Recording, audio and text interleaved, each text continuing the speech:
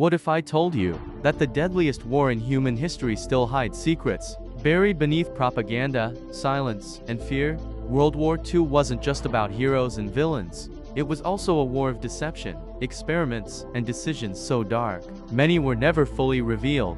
Let's begin with one of the most chilling truths. Behind the front lines, Imperial Japan ran a secret program known as Unit 731.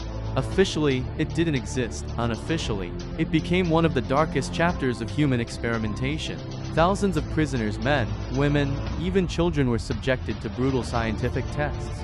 Not for treatment, but to study how long a human body could survive extreme suffering. What makes this even darker? After the war, many of those involved were never prosecuted. Instead, their research was quietly taken, in exchange for immunity.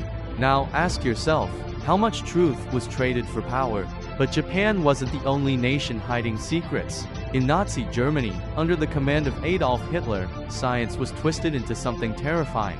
Medical experiments were conducted in concentration camps again, not to heal, but to push the limits of human endurance. Freezing experiments, poison trials, high-altitude tests, these weren't accidents of war.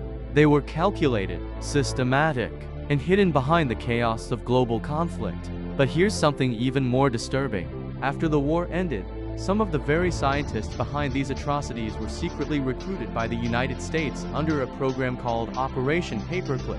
Instead of facing justice, they were given new identities, new lives, and a chance to continue their work.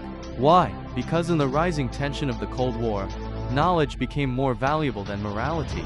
And speaking of morality, let's talk about a decision that still divides the world. In August 1945, the United States dropped atomic bombs on Hiroshima and Nagasaki.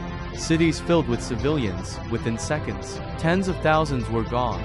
The official narrative says it ended the war and saved lives. But critics argue something else, that Japan was already close to surrender.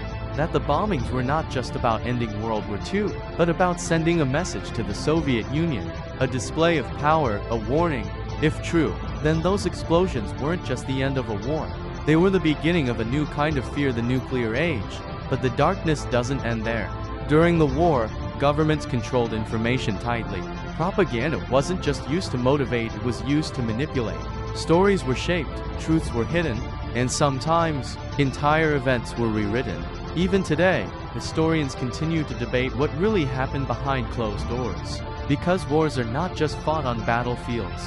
They're fought in shadows, in laboratories, and in decisions made far from the public eye.